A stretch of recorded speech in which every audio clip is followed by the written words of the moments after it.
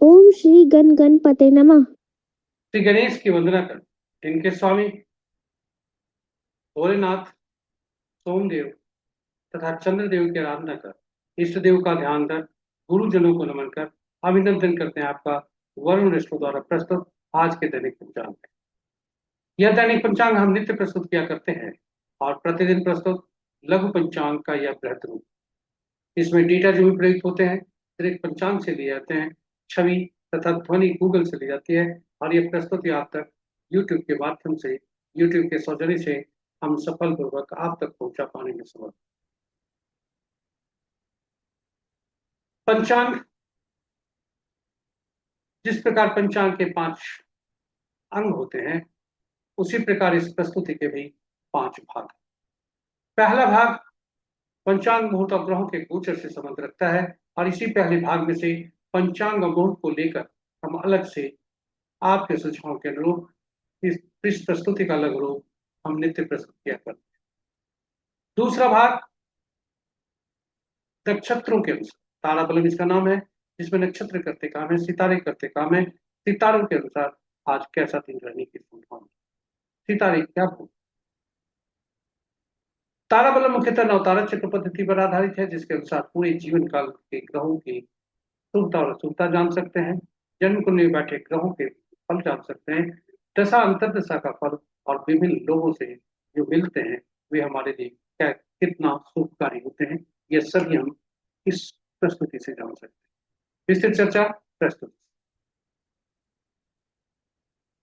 विस्तृत चर्चा प्रस्तुति में तीसरा भाग चंद्र बलम इसका नाम है, जिसमें राशि करते काम है, राशि के अनुसार आज कैसा दिन रहेगा। चौथा भाग चौघड़िया एक प्रकार का मुहूर्त ज्योतिष, यह मार्गदर्शन करता है हमें कोई भी शुभ कार्य करने में, क्योंकि कोई भी हम कार्य करते हैं उसमें शुभता ही चाहते हैं और इस प्रकार कोई भी कार्य करने में यह हमें मार्गदर्शन करता है, शुभता शुभ और अशुभ काल बताता है। इसकी उपयोगिता काफी है, विस्तृत चर्चा प्रस्तुत। पांचवा और अंतिम भाग,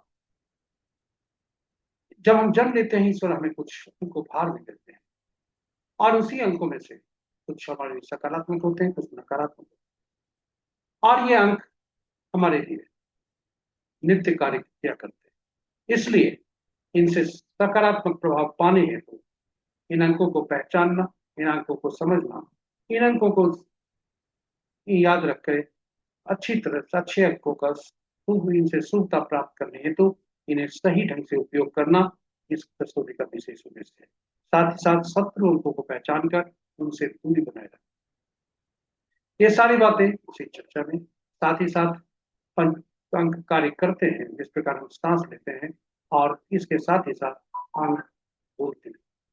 किसी भी माह के विभिन्न तिथियों को जन्मे जातक के लिए आज का अंक क्या संदेश लेकर आया है, इस प्रकार पांचों भाग आपके लिए हम संकलित करके लाए हैं, इसे सहेज कर लाए हैं, एक जगह इकट्ठा करके लाए हैं आपके उपयोग के। यह वो काफी महत्वपूर्ण होने वाला है, इसलिए आप हमारे साथ बने रहिएगा आज से अंत। और यदि इस प्रस्तुति को पहली बार देख लें तो हमारे चैनल को सब्सक्राइब करें, साथ ही साथ नोटिफिकेशन बटन को दबा दें ताकि हमारी हर प्रस्तुति की सूचना आपको मिल सके और आप उसे लाभान्वित हो। तो चलिए प्रस्तुति की तरफ चलते हैं और प्रस्तुति के चलने में आरंभ करते हैं पंचांग की पर थोड़ी सी परिचर्चा। पंचांग आम बोलचाल की भाषा में शुभ और अशुभ जानने का माध्यम है, किंतु पंचांग के 5 अंग ये हमारे लिए काफी महत्वपूर्ण होते हैं। पंचांग के ये 5 अंग हमारे लिए काफी उपयोगी होते हैं, काफी फलदायी होते हैं। पंचांग के 5 अंग में तिथि लक्ष्मी प्रदान करने वाला, वार से आयु में वृद्धि, नक्षत्रों से पापों का नाश, योग रोगों को दूर करने में सहायक, करण कार्यों में सफलता, कार्य सिद्धि देता है। अतएव प्रातः उठते ही इनका स्मरण करना चाहिए ताकि इनकी शुद्धता प्रदान करते रहे। और इसके लिए यह श्लोक उत्तम स्रोत है। तिथि च श्रीकरम प्रोक्तम वारम आयुष्वर्धनम नक्षत्रम हरते पापम योगम रोग निवारणम करणम कार्य सिद्धिम च पंचांग फल मुक्तम। और इन्हें प्रतिदिन स्मरण करते हुए पंचांग का श्रवण करना चाहिए। यहाँ पंचांग का श्रवण जो पुराणों में लिखा है, पंचांग का श्रवण मात्र से गंगा स्नान का पुण्य लाभ होता है। तात्पर्य गंगा का तात्पर्य जलीय तत्वों से है जो हमारे शरीर के 70% से ज्यादा भाग ये सुप्रभावित होते हैं। साथ ही साथ जन्म कुंडली की जलीय राशियां, जलीय राशियों में बैठे ग्रह और जलीय राशियों के सोन, ये सभी सुप्रभावित होते हैं और शुभ करते हैं। इतना ही नहीं, पंचांग हमारे जीवन में अहम भूमिका अदा करता है। यह हमारी निर्णय क्षमता को सुदृढ़ करता है, आत्मबल बढ़ाता है और पंचांग प्रकृति और ब्रह्मांड की ऊर्जा के साथ संतुलन स्थापित करने में सहायक होता है, जिससे जीवन में शांति, समृद्धि और सकारात्मकता का संचार। अतः पंचांग का अनुसरण करके हम अपने जीवन को अधिक सफल और समृद्ध बना सकते।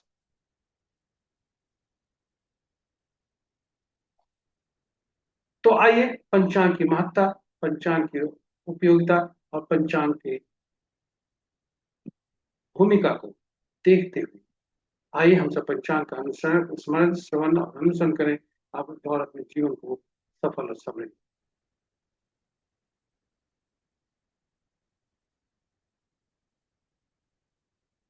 इसके साथ ही हम चलते हैं पंचांग की प्रस्तुति की तरफ।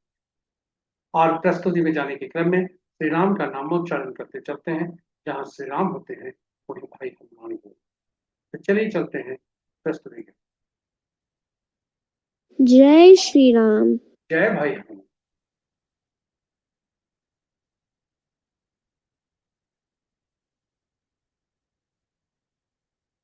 आज का दिनांक 18 मई 2026 माह ज्येष्ठ पक्ष शुक्ल शाखा संवत 1948 प्रारंभ विक्रम संवत 2083 सिद्धार्थ और कलयुग का 5627। आज का सूर्योदय 5:03 पर, आज का सूर्यास्त 6:29। Sunrise at 5:03 AM, sunset at 5:29 PM। आज का दिशाशूल पूर्व है, फिर भी इस दिशा में यात्रा करने को बाध्यता हुई तो आईना देखकर या दूध का सेवन करके यात्रा में सोता।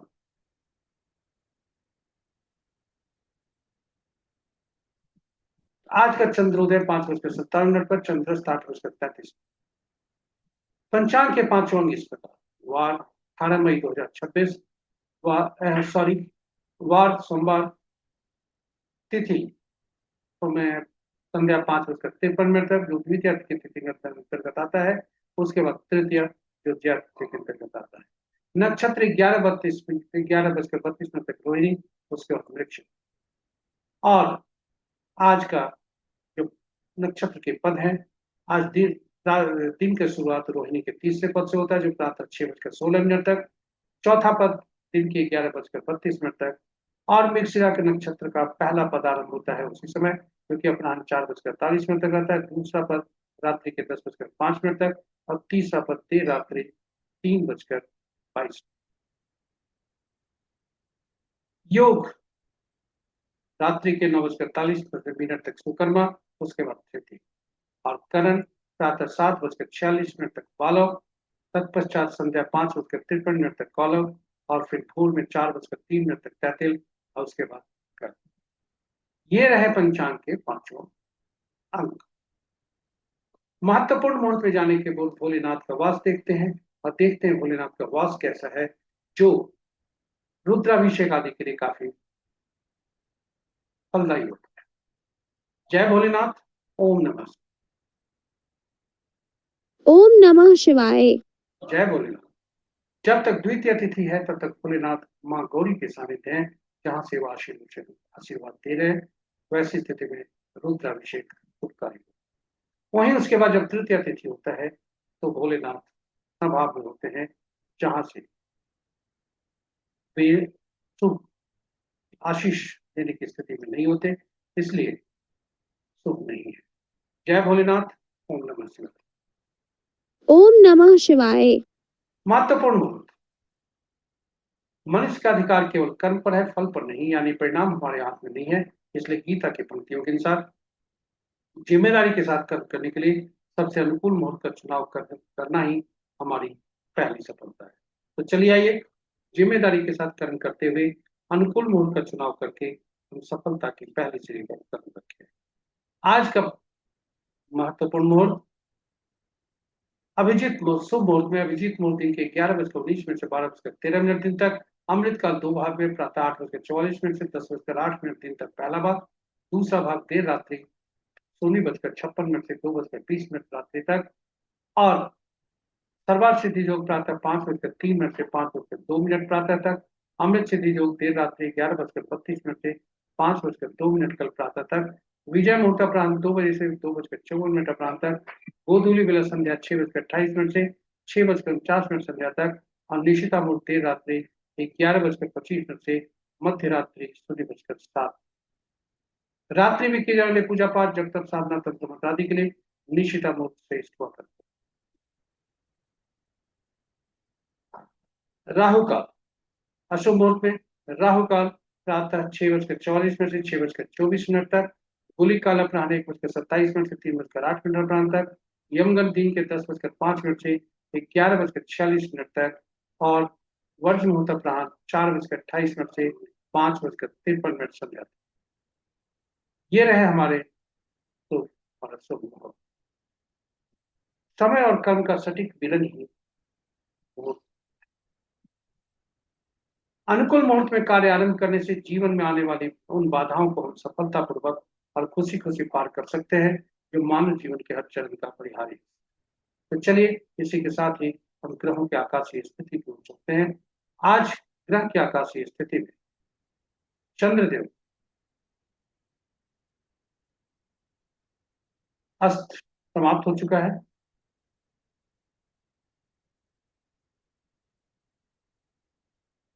और अंश के अनुसार यदि ग्रहों की स्थिति को देखा जाए तो सूर्य देव अभी भी कमजोर अवस्था में है, चंद्रदेव कमजोर अवस्था में जाने वाले हैं, बृहस्पति देव कमजोर अवस्था में है, क्योंकि ये राशि परिवर्तन करने वाले हैं, और शुक्र देव राशि परिवर्तन कर चुके। ये भी अंश के अनुसार शिशु अवस्था। राशियों के अनुसार बुध देव 27 मई को 7:23 तक अस्त रहेंगे। चंद्रदेव कल रात ही में अस्त हो चुके हैं। यहाँ त्रुटि, टाइपिंग मिस्टेक है, जिसके कारण ये अपडेट नहीं हो पाया। ग्रहों के आकाशीय स्थिति राशि के अनुसार मित्र राशि में 3 ग्रह, शत्रु राशि में 3 ग्रह, सम राशि में 2 ग्रह, और अपनी राशि में 1 ग्रह है, मंगल। बुध की राशि में शुक्र, शुक्र की राशि में बुध है, और शुक्र की राशि में सबसे ज्यादा ग्रह 3 ग्रह हैं, बुध की राशि में 2 ग्रह हैं, चंद्रमा की राशि में कोई ग्रह नहीं है। 23 ग्रहों की राशियों में एक एक ग्रह है। नक्षत्र के अनुसार ग्रहों की स्थिति को देखा जाए तो मित्र नक्षत्र में 2 ग्रह, शत्र नक्षत्र में 1 ग्रह, सम नक्षत्र में 1 ग्रह, और अपने नक्षत्र में 5 ग्रह हैं। चंद्रदेव बृहस्पति देव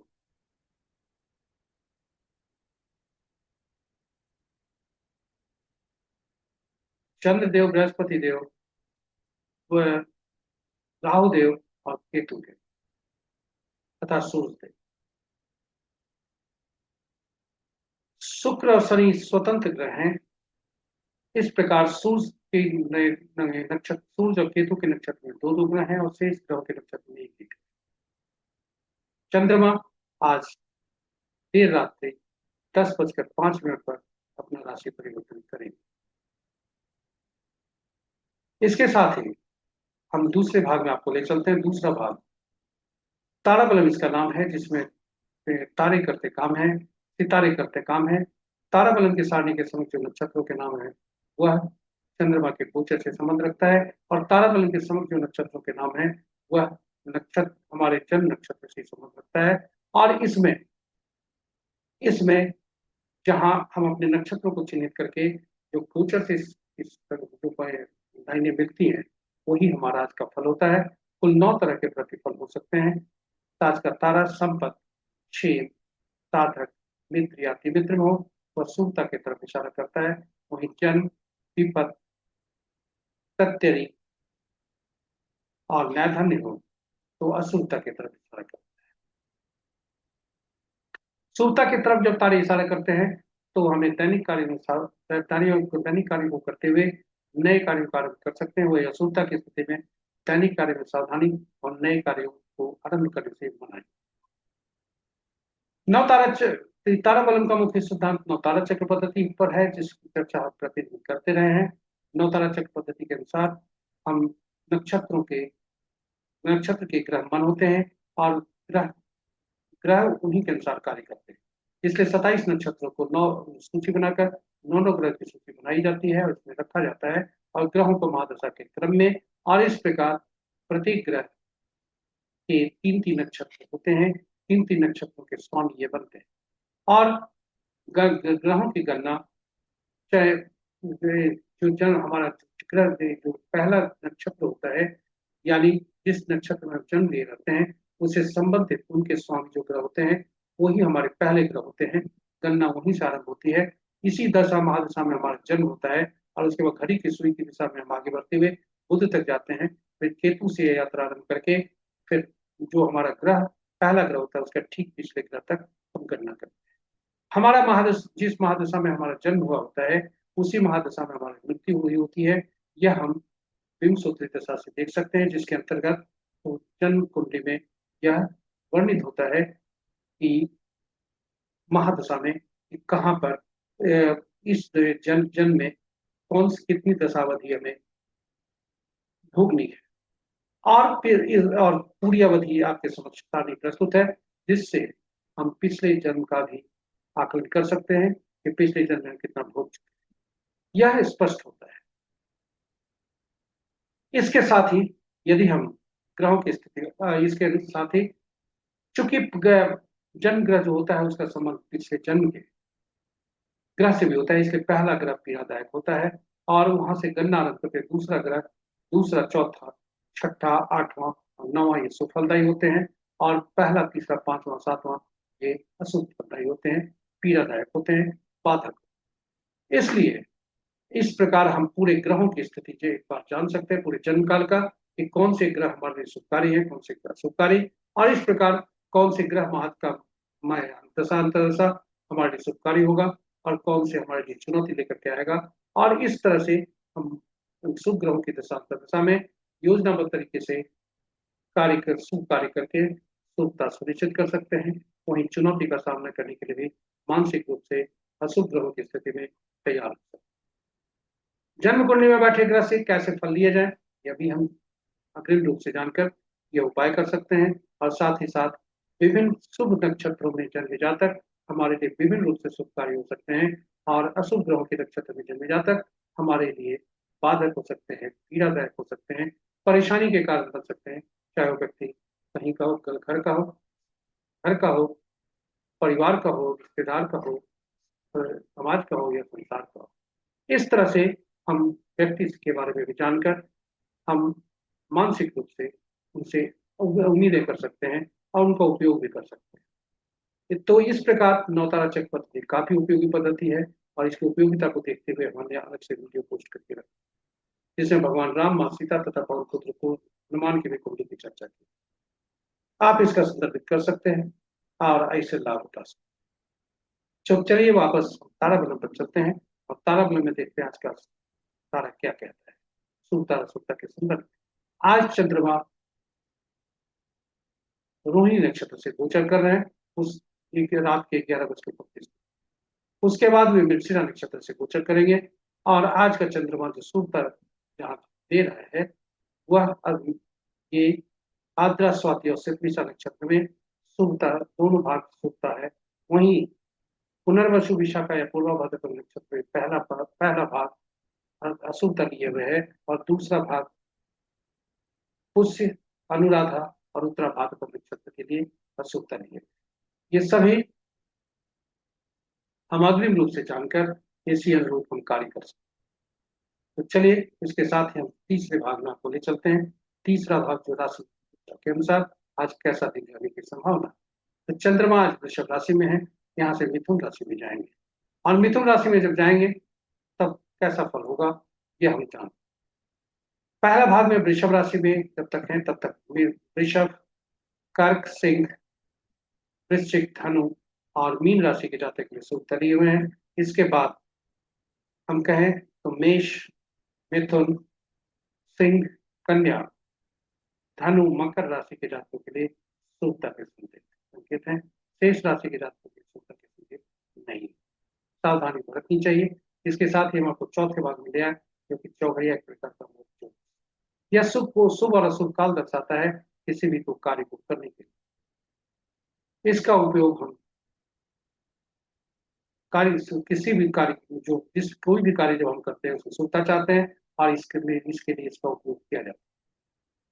चाहे वो कार्य पूजा पाठ से संबंधित हो या पहली बार किए जाने वाले कार्य हो या कोई भी कार्य हो जिसमें हम शुभता चाहते हैं। यदि हम उचित मुहूर्त नहीं देख पाए या नहीं देखना चाहते तो कम से कम कार्य में शुभता तो चाहते हैं, इसलिए हमें वह जरूर देखना चाहिए। कम से कम हमें चौघड़िया जरूर देखना। चौघड़िया की उपयोगिता को देखते हुए हमने वीडियो यूट्यूब पर अलग अलग हिंदी और अंग्रेजी में रखा है जो आपके लिए उपयोगी हो सकता है। आप इसे देख सकते हैं। संक्षेप में हम चर्चा करते हैं। कुल 8 चौघड़िया दिन के होते हैं, 8 चौघड़िया रात के, किंतु साप्ताहिक दिनों से इन्हें संबद्ध करने के लिए 7 चौघड़िया का नामकरण हुआ। 8वां चौघड़िया जो होता है दिन का और रात का, आदि का चौघड़िया जो होता है वही अंत का चौघड़िया हो सकता है। इसलिए 8वें चौघड़िया का संबंध साप्ताहिक दिनों से होता है और उन सभी का संबंध सात साप्ताहिक ग्रहों से, दिनों के शासक ग्रहों से। और इस प्रकार सभी चौघड़िया का संबंध ग्रहों द्वारा निमित्त कार्यों से भी होता है, जिसकी सूची आपके समक्ष प्रस्तुत। इस प्रकार सभी ग्रहों के सभी चौघड़िया के का संबंध ग्रहों से होने के बाद, ग्रहों के निमित्त कार्यों से होने के बाद चौघड़िया की उपयोगिता और बढ़ जाती है। जब भी हम चौघड़िया देखें तो यह जरूर सुनिश्चित कर लें कि जिस चौघड़िया का हम उपयोग करने जा रहे हैं कहीं अशुभता से अधिक व्याप्त तो नहीं है। दिन में 3 तरह की अशुभताएं होती है: राहु काल, वार वेला और काल वेला। वहीं रात्रि में काल रात्रि। दिन में दिन में जो प्रभुत्व होता है सूर्य देव का होता है और सूर्य देव का प्रभुत्व होने के कारण शनि देव से नाराजगी हो रही है और यही वजह है कि शनि का चौघड़िया काल चौघड़िया प्रतिदिन काल बेला से। वहीं रात्रि चंद्रमा का प्रभुत्व और बुध देव इनसे नाराज, इसलिए बुध का चौघड़िया प्रति रात काल रात्रि से। इस प्रकार सभी चौघड़िया इन दिन दोनों चौघड़िया विशेषकर प्रतिदिन शुद्धता से अधिव्याप्त होते हैं, किंतु जो इनके कार्य है उसमें ये कहीं भी नुकसान नहीं करते। जो इनके अधीन कार्य है, यानी शनि देव का जरूर पापी ग्रह है, इन्हें काल के रूप में चिन्हित किया जाता है। कोई भी शुभ कार्य नहीं करना चाहिए इसमें, लेकिन शनि कर्म के देवता है, न्याय के देवता है। सत्य निष्ठा के साथ नियमों के अनुपालन करते हुए धनोपार्जन हेतु की जाने वाली गतिविधियों के लिए यह काफी लाभदायक है। वहीं रोग चौघड़िया, मंगल देव स्वामी, मंगल देव क्रूर और निष्कारी, कोई भी शुभ कार्य इसमें नहीं किया जाता, किंतु मंगल देव शत्रु होते हैं। युद्ध क्षेत्र में ये काफी उपयोगी होते हैं। और आज का संदर्भ देखें, हर वर्ग का व्यक्ति उसके ही साथ बैठने वाला शत्रु, और जब तक उसे पराजित नहीं करता वो आगे नहीं बढ़ सकता। विद्यार्थी वर्ग अपने सहपाठी को जब तक पराजित नहीं करेगा वो आगे नहीं बढ़ेगा। कंपटीशन की प्रतियोगिता परीक्षा में उसे हराना पड़ेगा। उसी तरह से यदि आप कहें नौकरी पेशा वाले सहकर्मी को जब तक पराजित नहीं करेंगे तब तक वे नहीं आगे प्रमोशन नहीं पा सकते। इस प्रकार मंगल देव यहाँ शुभकारी। अंत में मंगल देव हमारे शरीर के, काया के, रोग के लिए शत्रु, और जो हमारे साथ शरीर रहता है उसके भी में जो उसके शत्रु रोग होते हैं, रोग के लिए ये काफी लाभदायक है। तो चलिए इसी के साथ आज का चौघड़िया देखते हैं। आज का चौघड़िया क्या कहते हैं। आज सोमवार है, अमृत चौघड़िया से दिन आरंभ है, अमृत चौघड़िया से दिन समाप्त है। काल चौघड़िया की प्रातः 6:24 से 8:24 तक है, और राहु काल और काल होता है। और लाभ चौघड़िया जो अपराह्न 3:08 से 4:48 तक है, और 12 रात्रि का चौघड़िया लाभ चौघड़िया 10:27 से 11:46 तक, काल रात्रि से। ये रहे आज के चौघड़िया। तो आपको अब ले चलते हैं पांचवें अंक की, अंकों की हमारे जीवन में अंकों की तरफ। और ये अंक होते हैं 1 से 9 तक। 10वां अंक नहीं होता, और 1 से 9 तक अंक होते हैं। और 5वां अंक मध्यम अंक होता है। यह शक्तिशाली होता है, क्योंकि अपने से पूर्व के आने वाले अंकों को, बाद में आने वाले अंकों को संतुलित करता है। 1 से 9 तक अंक होते हैं। शून्य को गणना में नहीं लेते, क्योंकि शून्य अनिश्चितता को दर्शाता है। और साथ ही साथ जब भी कोई 2 अंकों या 2 अंकों का समूह होता है या उससे ज्यादा, तो वैसी स्थिति में उसमें प्रयुक्त हुए सभी अंकों को जोड़कर एक अंक में परिवर्तित कर देते हैं, क्योंकि हमें 1 से 9 तक अंक की गणना करनी है। ये 1 से 9 तक अंक शासित होते हैं विभिन्न ग्रहों से। 1 सूर्य, 2 चंद्रमा, 3 बृहस्पति, 4 राहु, 5 बुध, 6 शुक्र, 7 केतु, 8 शनि, 9 मंगल। और ये शासित होते हैं विभिन्न ग्रहों से। और इन ग्रहों के अलग अलग तत्व ऊर्जा गुण होते हैं, और जो इनमें इन अंकों में समाहित होते हैं। इसलिए इसलिए अंकों की दुनिया में इन अंकों को विभिन्न नामों से पुकारा जाता है, जो आपके साथ समझ सुखी प्रस्तुत है। हम जब जन्म लेते हैं तो ईश्वर हमें कुछ अंक उपहार भी देते हैं। हमने शैक्षणिक उद्देश्य से गूगल से एक जन्म तिथि लिया है, जो जिसकी जन्म तिथि आज है। यह जन्म तिथि जो ईश्वर देते हैं हमें उपहार में, जो अंक देते हैं, वो जन्म तिथि के रूप में देते हैं, जिसमें तिथि, माह और वर्ष हुआ करता है। तिथि और माह 1 अंक या 2 अंकों का हो सकता है, वर्ष 4 अंकों का। और तिथि हम खुद होते हैं। तिथि, माह और वर्ष हमारा भाग्यांक होता है, यानी इन सभी को जोड़कर वो हमारा भाग्यांक होना। तिथि हम खुद होते हैं, इसलिए इसे मूलांक कहा जाता है। और तिथि, माह और वर्ष ये भाग्यांक होता है। इसे इसे भाग्यांक कहते हैं। बोलचाल की भाषा में मूलांक को ड्राइवर बोलते हैं, और भाग्यांक को कंडक्टर। पूरा अंक ज्योतिष ड्राइवर और कंडक्टर की धुरी पर घूमता है। तिथि हम खुद होते हैं, हमारा आंतरिक व्यक्तित्व होता है। तिथि और माह मिलकर हमारा बाहरी व्यक्तित्व बनाता है, जो कि इसे अचीवमेंट नंबर और एटीट्यूड नंबर कहा जाता है। वर्ष के अंकों को जोड़ते हैं। 4 अंक, वर्ष 4 अंकों का होता है, उसे जोड़कर एक अंक में परिवर्तित करते हैं। पुरुष के लिए 11 से घटाते हैं, और फिर एक अंक में परिवर्तित करते हैं। महिला को 4 उसमें जोड़ते हैं, और पुनः एक अंक में परिवर्तित करते हैं। इस प्रकार ये सभी अंक जो पंजाबी निकले, जन्म तिथि से निकले, ये चिर होते हैं, स्थायी होते हैं, ये कभी बदले नहीं आ सकते। और पूरा अंक ज्योतिष इसे ड्राइवर और कंडक्टर की दूरी पर घूमता है। ये ड्राइवर और कंडक्टर यदि आपस में, कल्पना करिए कि बस में ड्राइवर और कंडक्टर आपस में शत्रुवत हो जाए, फिर बस का चलना मुश्किल होता है। ठीक उसी प्रकार से ड्राइवर और कंडक्टर आपका आपस में शत्रुवत हो जाए, फिर हमारा जीवन स्ट्रगल भरा होता है। और इसे सुचारू रूप से चलाने के लिए, क्योंकि ये बदला नहीं जा सकता, इसलिए एक ऐसे अंक की व्यवस्था हम करते हैं, जो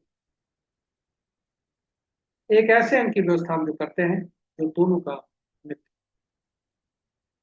और कुछ अंक इस पूरे जन्म तिथि में यदि हम आकलन करें, तो कुछ अंक ऐसे भी हो सकते हैं जो वो उपलब्ध नहीं है, ईश्वर ने हमें दिया ही नहीं। और कुछ अंक ऐसे हैं जो बहुत ज्यादा दे दी। तो जब कोई अंक उपलब्ध नहीं है, तो उस अंकों से संबंधित जो गुण, ऊर्जा और तत्व है, उसकी कमी हमें होती है। और जो अंक 3 बार, 3 या 3 बार से ज्यादा होते हैं, उस अंक की अधिकता होती है। और वह भी ये दोनों हमारे लिए नकारात्मक प्रभाव डालते हैं। इसलिए जब भी हम पूरे जीवन काल में अंकों को अपने लाएं, अपने अर्जित करके जो हम अंक लाते हैं, उसमें सुनिश्चित करते हैं कि जो अनुपलब्ध अंक है, और यदि शत्रुवत नहीं है, उसे ला। और उसी तरह से जो अंक ज्यादा है, उससे हम और शत्रु अंकों से दूर रहेगा। तो चलिए आइए इन अंकों को देखते हैं कौन कौन से अंक इनके। यहाँ आपको बता दें कि जब भी जन्म तिथि में या गणना में 11, 22, 33 आते हैं, तिथि माह में 11 आ सकते हैं और बाकी गणना में 11, 22, 33 आ सकते हैं। ये जब भी आते हो तो मास्टर नंबर से संबंध रखता है, यानी हमारी आत्मा से संबंध रखता है। पूर्व जन्म के में आत्मा से में जो अधूरे कार्य रह गए इस जन्म में करने होते हैं। वहीं 13, 14, 16, 19 जब होते हैं गणना में या कहीं भी, तो वैसी स्थिति में यह हमारे इस जन्म के पूर्व जन्म के कुछ कार्मिक कार्मिक ऋण से संबंध है जो इस जन्म में करने होते हैं। तो चलिए आइए अंकों को देखते हैं कौन से अंक अनुपलब्ध हैं, कौन से अंक ज्ञात। तो आपके समक्ष दो बॉक्स बने हुए हैं, एक बॉक्स में सभी अंक रखे हुए, दूसरा बॉक्स में इस जन्म तिथि से अंक है। और आप देखें यदि तो इनके 3, 4, 6, 7 ये कहीं नजर नहीं आते हैं या अनुपलब्ध, यानी इस जाति का 3, 4, 6, 7 अंक का जो ऊर्जा है, इनकी जो ऊर्जा है यह इनके नहीं मिलती। वहीं 9 और 1 दो 3 बार आए हुए हैं, 5 2 बार आए हुए हैं, 5 को भी तीसरा बार नहीं लाया जा सकता, इसलिए 9, 5, 1 इनका जो है काफी ज्यादा है।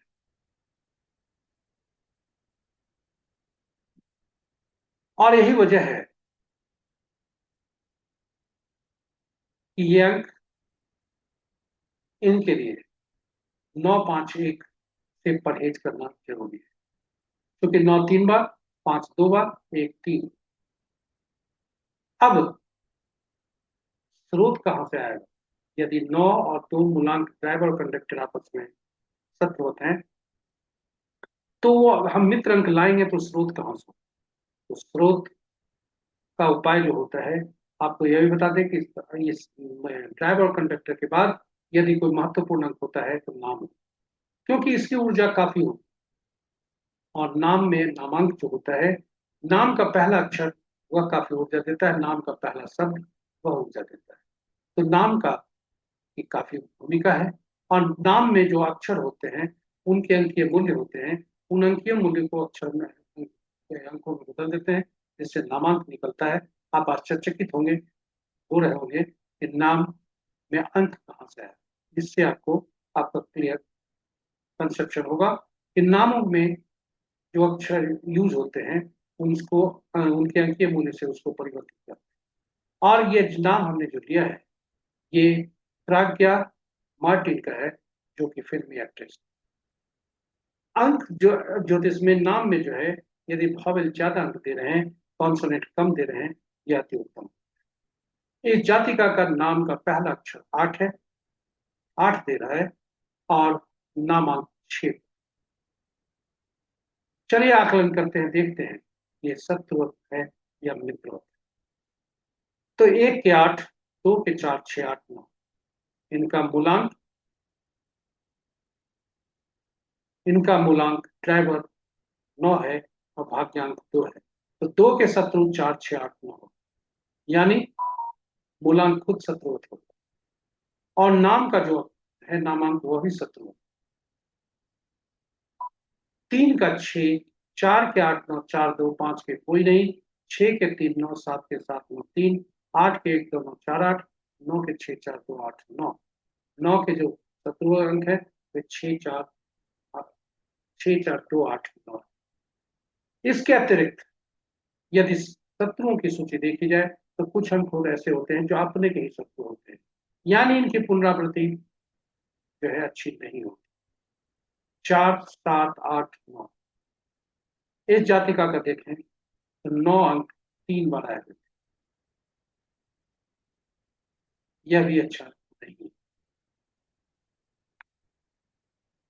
5 अंक ऐसा होता है जो कि किसी का शत्रु नहीं होता, ये मोस्ट ब्लेसेड नंबर होता है। इसलिए ऐसे व्यक्ति जिनका जन्म मई महीने में होता है या जिन्हें 5 नंबर उपलब्ध होता है, ईश्वर उपलब्ध कराते हैं, वह भाग्यशाली होता है। ईश्वर हमें कुछ उसे भाग्य को ठीक करने के लिए देते हैं। इससे अगर यदि कहें इनका जो ड्राइवर और कंडक्टर संतुलित है, वो 5 से संतुलित हो रहा है, लेकिन नाम का अक्षर जो सम्राट संतुलित है यह इन्हें इनके प्रभाव कर सकता है। उद्देश्य शैक्षणिक है इसलिए ज्यादा चर्चा इस पर नहीं कर सकते। आपको शत्रु अंकों को पहचानना, जो हम लोग यहाँ यह साबित करना चाह रहे थे कि कौन से अंक शत्रु अंक है, कौन से अंक मित्र अंक है, इन्हें पहचानना जरूरी है। और कौन से सकारात्मक और नकारात्मक प्रभाव डालते हैं यह जानना जरूरी है, क्योंकि अंक कार्य करते हैं, जीवन पर्यंत कार्य करते हैं। साल कैसा बीतेगा यह जानने के लिए अंकों को मैं अंक जन्म तिथि में से हम जन्म तिथि के पोर्शन में से वर्ष के पोर्शन को निकाल देते हैं, वर्तमान पोर्शन को रखते हैं, और वह जो अंक निकलता है फिर सभी अंकों को जोड़ते हैं। वह अंक जो निकलता है, यदि मूलांक और भाग्यांक का शत्रु निकला और साथ साथ रनिंग एज, ये सभी को मिलाकर देखते हैं कि कितना प्रतिशत होता है। तो तिथि, जन्म तिथि और माह, यदि दोनों के ये दोनों शत्रु होते हैं फिर परेशानी का ज्यादा सबब है। थोड़ा सा सावधान रहने की आवश्यकता है, बीमारियों से बचने की आवश्यकता है। और यदि ये कम हुए तो उसी रेशियो में शुभता अशुभता का प्रभाव पड़ेगा। हम भविष्यवाणी नहीं कर रहे इसलिए, लेकिन यहाँ पर देखें मूलांक इनका 9 है, 4 उसका शत्रु है जो लीनिएज है। मूलांक इनका 9 है, 6 उसका भी शत्रु है। भाग्यांक इनका 2 है, उसका भी 4 शत्रु है। और भाग्यांक इनका 2 जो है उसका 6 भी शत्रु है। अतएव सभी शत्रु से प्रभावित है, सावधानी तो रखनी है। इसके साथ ही आज का अंक क्या बोले, आज का अंक 6 बोले, और 6 अंक शत्रुवत किसी का नहीं होता, केवल 3 का होता और 9 का। इसलिए 3 बार 21 30 को जन्मे जातक अति सावधान रहे, स्वास्थ्य के सावधान रहे, वाद विवाद से दूर रहे। और 9 18 27 ये भी शत्रुवत रहे, इनके लिए 3 विचार नहीं होने की संभावना है। 2 11 20 29 तारीख को जन्मे जातक के लिए 3 सामान्य होने की संभावना है, और शेष अंकों वाले जब व्यक्ति के लिए दिन शुभ रहने की। इसी के साथ हमारी प्रस्तुति यहाँ पर समाप्त होती है। आशा करते हैं पूरी प्रस्तुति आपके लिए उपयोगी सिद्ध हो। आप हमारे साथ बने रहे इसके लिए बहुत बहुत धन्यवाद। यदि इस प्रस्तुति को आप पहली बार देख रहे हैं तो मेरे चैनल को सब्सक्राइब करें, साथ ही साथ नोटिफिकेशन बटन को दबाना न भूलें।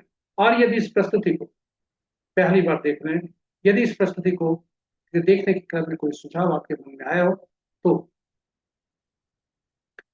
यूट्यूब के कमेंट बॉक्स पर कमेंट करके सुझाव जरूर। कल ही शनि का नक्षत्र परिवर्तन हुआ है, और नक्षत्र परिवर्तन का प्रभाव सभी के जीवन में कुछ न कुछ पड़ने वाला है, क्योंकि शनि रेवती नक्षत्र के जन्म में है। कहीं भी स्वास्थ्य के प्रति सावधानी चूक न करें, उस पर सावधानी बढ़ते रहें, क्योंकि शनि और रेवती का कुछ मिश्रण ऐसा ही कुछ कहता है।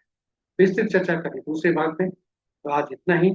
इसके साथ ही हम आपसे विदा लें, प्रार्थना करते हैं आज के दिवस के देवता चंद्रदेव भोलेनाथ तथा सोमनाथ से उनके असीम कृपा पर बने रहे। आपका दिन शुभ हो। जय भोलेनाथ, जय सोमनाथ, जय चंद्रदेव।